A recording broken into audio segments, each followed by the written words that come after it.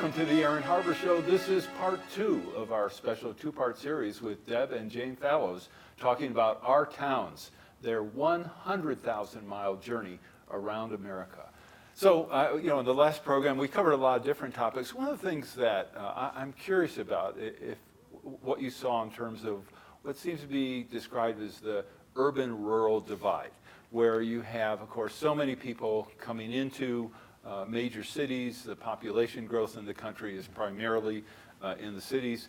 A lot of rural communities losing population, or even if they're not losing population, having a hard time keeping their kids there once the kids, if they do go away to college or for jobs or to seek their fortune in New York City or whatever the case may be. Did you see that urban-rural divide? And I'd be really interested in what you heard. So I'm gonna make you start, yes. Deb. Okay. I'm sorry I'm making you Yes. talk more than Jim. No. I hope that's okay. It makes for a way better show. So I'll start small, and then Jim can bring it into a larger perspective. I'll start in Winters, California, which is a town of about 10,000 people. It's in the stone fruit and nut growing country. Stone fruits like peaches, things like that. Walnuts and almonds. Almonds, you say? Yeah. There's a little joke about that. Want me to tell it? Sure, okay. Why not? I say almond. I'm from the Midwest. But in Winters, California, you say almond. And you shake that tree really so hard that the L falls right out of the almond. So you end up with shake almond. the L out of it. You shake the L out of it, right. Shake the L out of the tree. Okay, Sorry, I'm not a very good joke teller. It's an agricultural town, a very small town, and you think, how are we going to keep the kids in this town? Because they're the future of keeping this economy running, so it's very much on their minds. Deliberately, in the school system, they set into place this this opportunity for kids to study agriculture, and more than half of them do, and that means the history and the economics of agriculture in California, how to use and maintain farm equipment, join the 4-H and raise whatever things, animals or crops that you raise, and learn through that how to speak publicly and coherently about the state of agriculture and how they fit into it in their town. Have a farm and garden right outside their school that they are hands-on tending all the time. So it's a very interesting example of these kinds of local efforts to educate the young people fully in what it means to be a farmer these days, and along with that, the upcoming technological advances in agriculture that they're expected to be spot on familiar with if they're going to succeed in this. So it makes their moms and dads old-time industry and employment be interesting and modern, and a way for them to look forward to engage to return to the community. Those are great concepts. Yeah. I mean, I happen to live on a farm, so I get to see all the things that can go wrong. And I think that often kids who are raised on the farm, usually their parents try to involve them in the farm. Sometimes the kids don't have any choice in terms of that involvement. But they also see their parents as, if you're working a farm and you're a kid, you're going to see your parents working extraordinarily hard. You're going to see them working very long hours usually.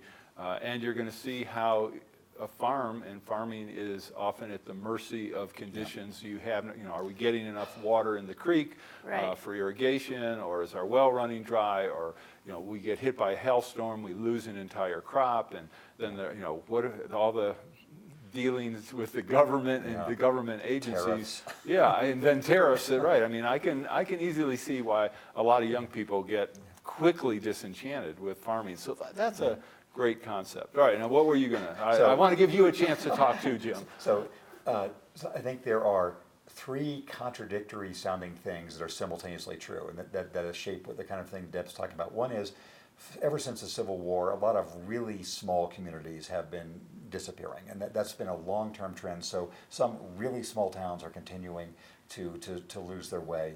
It's also true that some big cities, New York will continue to attract people, so will Seattle and San Francisco, but point 3, we're seeing lots of people who are going back to Sioux Falls, to Fresno, to Boulder, to Greenville, South Carolina, to Allentown, PA, to Columbus, Ohio, to Louisville, thinking that their overall life bargain can be much better there for cost of real estate, for sense of engagement.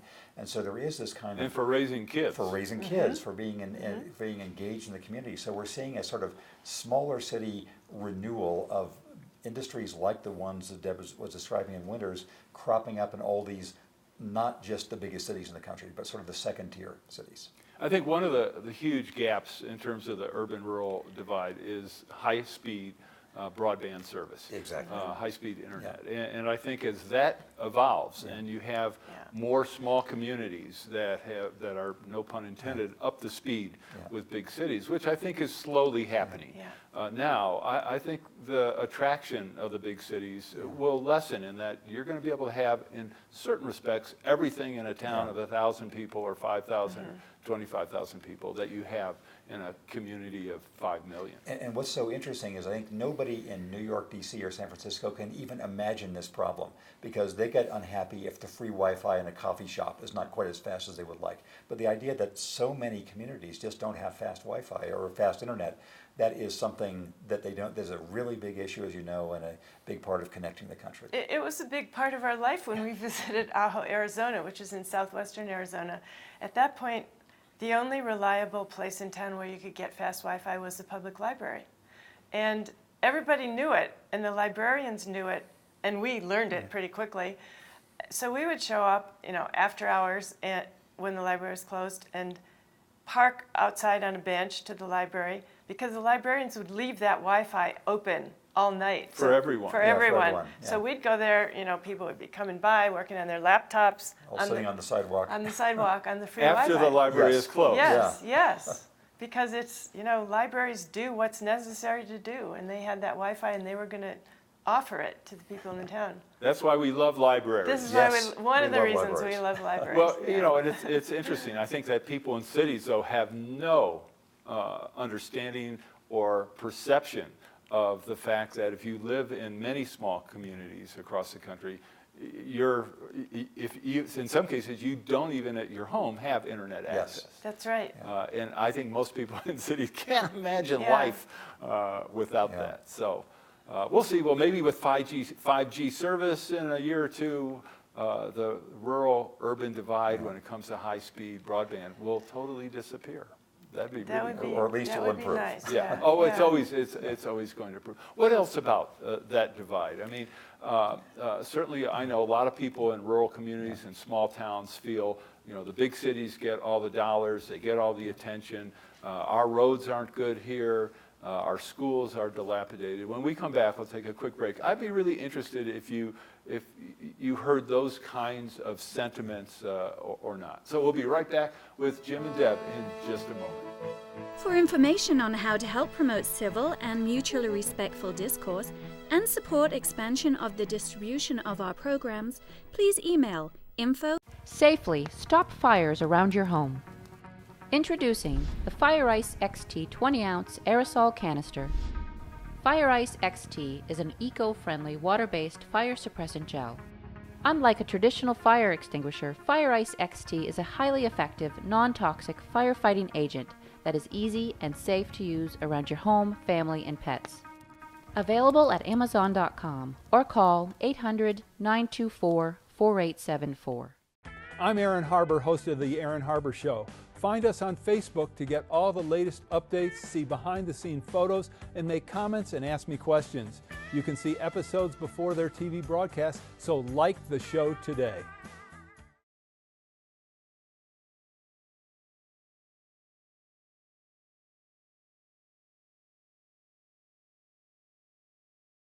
Hi, I'm Aaron Harber, host of The Aaron Harber Show. Because I've never done endorsements or commercials, people ask how are our programs funded, especially because we provide them as a public service to all our broadcast outlets. It's expensive to produce our show, whether we do them here in Denver or go to places such as Aspen, Washington, D.C., or even Iraq. The answer is we depend on contributions to support our work to bring you some of the nation's top opinion leaders. Individuals, businesses, foundations, and other nonprofits make tax-deductible contributions to the Democracy and Media Education Foundation to help allow us to continue to work for you. To find out more, to make a donation, just go to dmefd.org. The DMEF is a tax-exempt public charitable organization and has promised to dedicate 100% of every contribution to support our public affairs initiatives. If you believe as I do in the need for a forum which promotes civil discourse and mutually respectful discussion, I hope you'll decide to make a contribution today.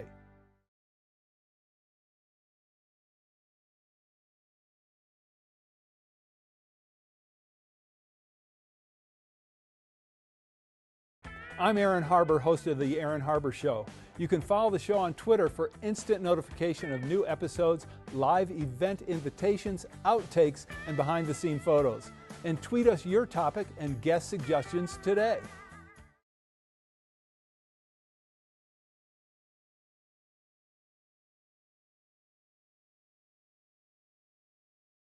The Aaron Harber Show may be viewed 24/7 at no charge from any location in the world at www.harbortv.com. Welcome back to the show. We're with Deb and Jim Fallows, and we're talking about right now the urban-rural divide. So based on your experience, I'd be really interested in the people you met. Were they complaining about the allocation resources, what big cities got, and that they were forgotten and left behind, or not? I would say that people in small towns are there because they love their small towns, and they're not, the ones we met, I would not call complainers by any means. I would call them problem solvers and workaround people. Healthcare in this small town in Arizona is another example. They work so hard to see how they can fit into all of the possible grant-making, small rural area allocations that they can get in terms of financial support and special support. And they have done a shock. I could talk to you for half an hour on how they support their rural clinic. For example, as a kind of standalone place, they have to be prepared, and the government says they have to be prepared for anything from an Ebola outbreak, not likely to happen, to a major natural storm disaster with emergency supplies for the entire town. So it's a center.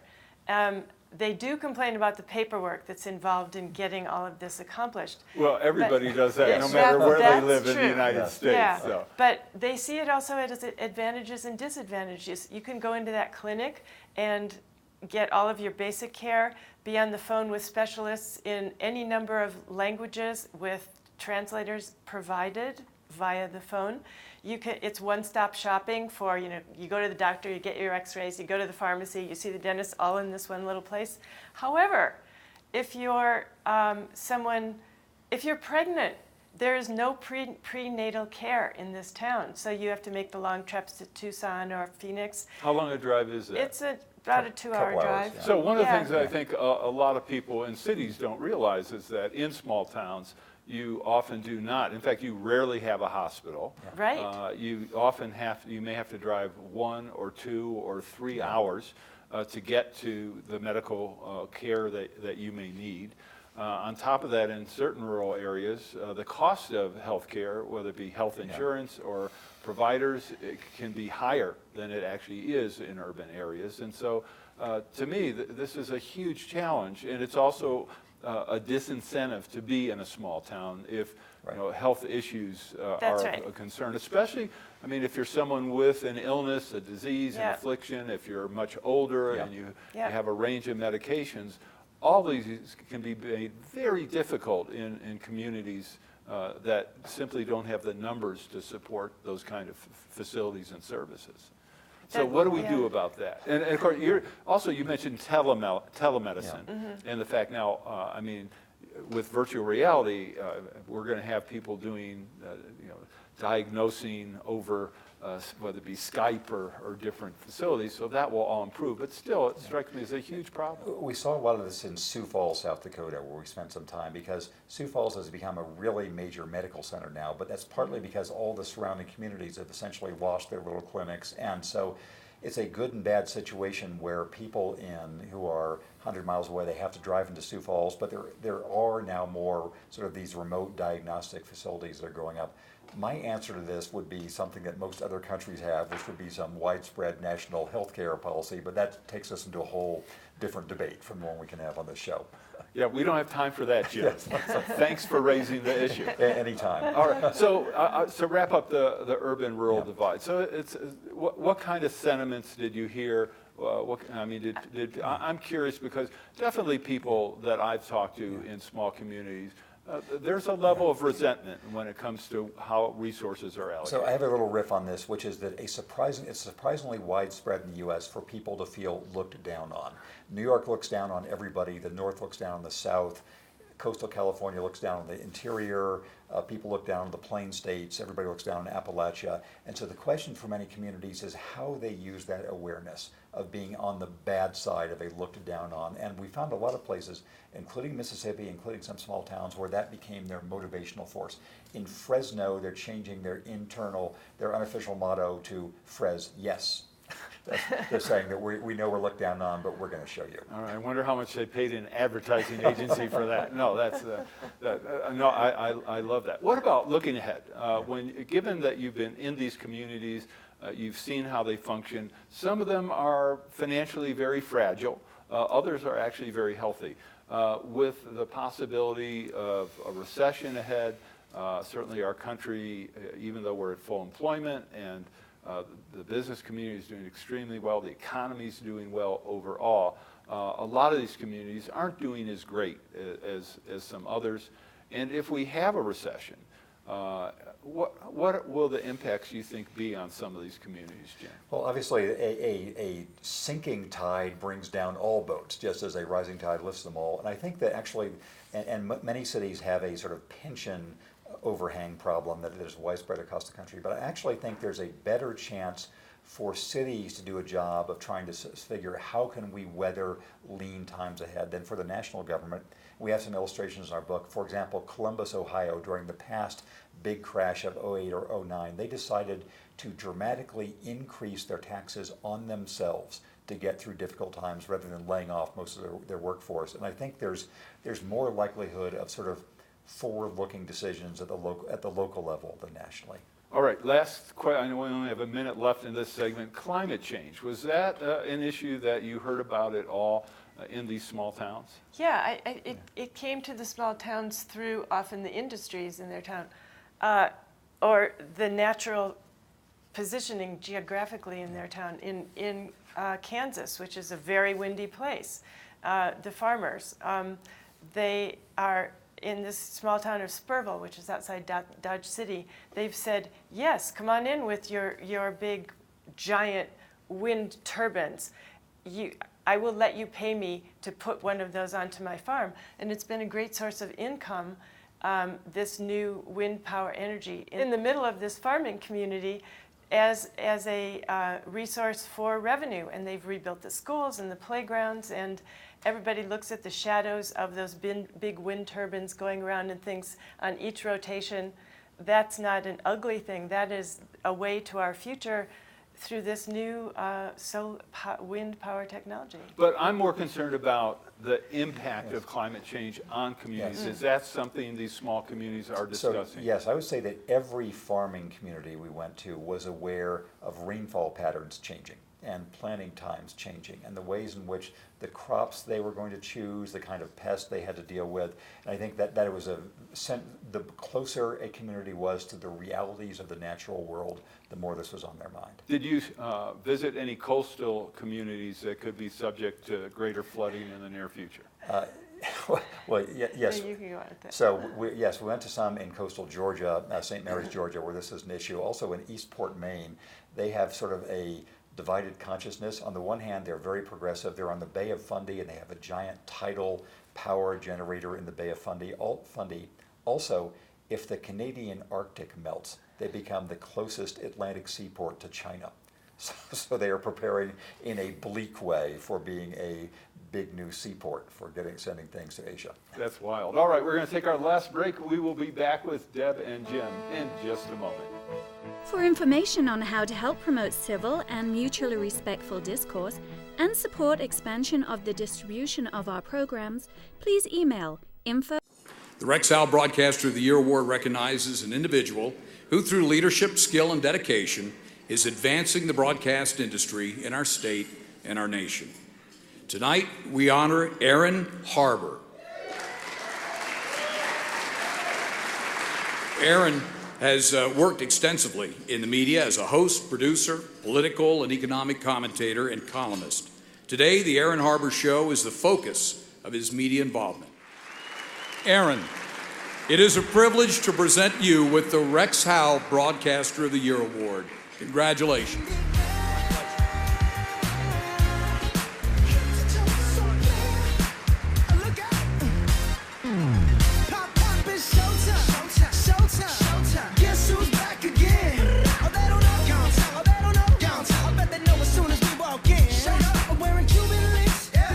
Just make journalism great again. I'm Aaron Harber, host of The Aaron Harber Show. You can follow the show on Twitter for instant notification of new episodes, live event invitations, outtakes, and behind-the-scene photos. And tweet us your topic and guest suggestions today.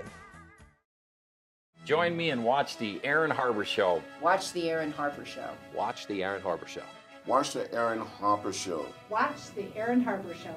I'm Reverend Jesse Jackson. Watch The Aaron Harber Show and keep hope alive. The Aaron Harber Show may be viewed 24/7 at no charge from any location in the world at www.harbortv.com. Welcome back to the show. This is our final segment with Deb and Jim Fallows. Make sure you watch part 1 of our special 2-part series. So when you started this journey, this 5-year journey, Jim, did you have any misconceptions, or give me an example of a misconception you had that was blown apart as you visited people? I'll give you one example of the 100 misconceptions I had. I'm from a small town originally in California. I knew that my hometown of Redlands had a whole lot of things going on that nobody outside was aware of, but I didn't know whether that would be true elsewhere. I was wondering, would there be a there when we went to places I hadn't been before, like Sioux Falls, South Dakota, which was the first real place we spent time. And so I was so amazed by the diversity of economic, technological, cultural, civic, youth activity happening in this place I just had not been aware of. I thought, good Lord, there's all this stuff happening in Sioux Falls. What is happening in the next 50 places we're going to see? So the idea that there is really a there in a larger number of places than you'd think, that was my misconception. That's great. Deb? Well, I'll take the low road on this. Mine was more about the actual journey that we were on. Jim is the pilot. He's passionate about being in these small planes. And I was going along for the ride in that thinking of the plane as a vehicle. So I'd pack everything, get ready for the plane, put in all kinds of food supplies because it's like the size of a small car, not too much. And prepared to kind of sit there and get through this 3 hours that we had to fly to get to somewhere. It turned out to be a completely different experience. It was a way of seeing the country and feeling part of the country that I had never imagined. When you get the sense of going from east to west over the plains or through weather or into the clouds, and listening on the radio of what's happening down there, like the truckers talking to them back and forth on I-80. Or the approach to the places, rather than getting off a freeway, finding the road into town through the strip malls, and then you look for a hotel. We would fly over at low altitude and get a sense of where we were entering. Are there above ground pools? Are there below ground pools? Are there cars in the factory lots? And do I see a motel out there where we might stay? So many people I know who fly wish everyone who hasn't been in a small plane tries flying in a small plane because of the kind of experience you had. All right, I'm going to jump to travel because you both are extraordinarily well traveled. Give me a travel tip. If you were to give someone, and you can pick any travel tip you want, a travel tip, and it doesn't have to be just domestic, it can be international. I have a tip, and this is about where to stay. And it is that you should look for a motel or hotel that has suites in the name, because that means you'll get a little kitchen and they'll have a washer and dryer. You should bring your little washer pods and a whole bunch of quarters, so that you don't have to be consumed with your time on the ground with kind of scrambling around and being uncomfortable to get through the logistics. All right, what's your tip? My tip is something I wrote about in the Atlantic a while ago. Go to the second cities. When you're going to some country, don't go to the capital city, go to the second city. When you're in Japan, stop in Tokyo for a day or two, but then go to Osaka or go to Kyoto or someplace. When you're in China, spend a day or two in Beijing and Shanghai, but then go to Chengdu, then go to Chongqing. So look for the second city. It's almost always more interesting. Okay, I'm going to pile on with another one. All right, I? well, rapid fire. Go ahead. You got to go to the places that aren't for tourists. Yeah. Go to the brew pub. Go to the library. Ask if you can go inside a school. And the why. And the why. Sit down at a pop-up park and see who sits next to you. All right. If I am in the United States, I've never been out of the country, I can go to one country. Where would I go? Boy. I'm running out of time. Come on. Okay. You're losing points on the board here. Okay. I would say go to China. Okay, I'll pick someplace else. I'll go to Indonesia. All right, quickly, one sentence. Why Indonesia? You will not understand anything you see, but you will be able to get around on your own to backwater places that will teach you. And the food is the best in the world. And the food is good. Really? Okay, well okay, you sold me on that. I don't care what you say, Jim. All right, quickly, why China? One sentence. Because it is fabulous. It is important to the world and fabulously interesting. All right, if you had a country to live in, if you couldn't live in the United States and you could live in one other country, what would it be? Jim? Oh no, it looks like Deb knows. I'm ready. I'd go to Australia because I love the people, I love the climate, I love the beer, I love the food, and they're all swimmers. Okay. Yes, and also Holland. Amsterdam is a wonderful place. So, okay. Yeah. All right, I'm going to jump to journalism because you both are published authors. You write articles. You were a speechwriter for President Carter. By the way, my interaction, I learned a lesson with President Carter when he did the show. I interviewed him in a stand-up interview, and I made the mistake of handing him the microphone. I had to almost beat him over the head to get it back. But you know President Carter. You understand that. It brings it all back. Yes. Okay, we only have a couple minutes left, but I'd be really interested in given what's happened in the media, especially with the president, who has done an extraordinary job of dominating the media and communicating directly with the American people. What is the responsibility of the American press to the American people when it comes to dealing with the volume of information coming out of the White House directly from the president on a daily basis? I'm going to let you take that. I think the press needs to keep pointing out things that are false, which there's an unprecedented volume of every day, and to try to avoid being party to the spectacle of not just being ringmasters and saying, here's another speech that's going to be flamboyant and like P.T. Barnum. Try to show fewer of those things, say more, here are the enduring issues that actually matter for the country. I have a whole speech on this, which I won't give you. Okay, and I'm not going to let you answer that question. I'm going to give you a different question because I have 1 minute left, and I want to know about China and your take on China, because it seems like the behavior of China has evolved significantly, where we now have the South China Sea issues. China seems to be much more, to put politely, assertive, if not aggressive. And the theft of American high technology, the insistence by China of American companies for the past couple decades to share that technology. Is this what China has, in terms of its values, traditionally been like, or has China changed? I think this is how it is going with the current government of China right now. It was a lot looser when we were there, but the Chinese people are always the same, and they are surprisingly akin to American people, Westerners like Americans, with their outgoing attitude, their sense of humor, their openness and willingness, their sense of capitalism, and just kind of rollicking world is wide openness. So you've got a tight government that maybe comes and goes and fluctuates. But. All right, great. I want to thank you both for joining me. I know we're out of time. Thanks to Deb and Jim Fallows. Make sure you read their book. I'm Aaron Harber. Thanks for watching.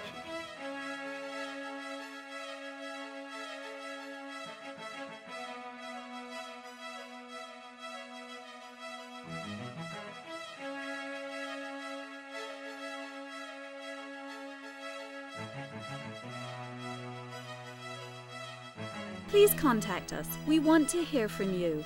And thanks for watching.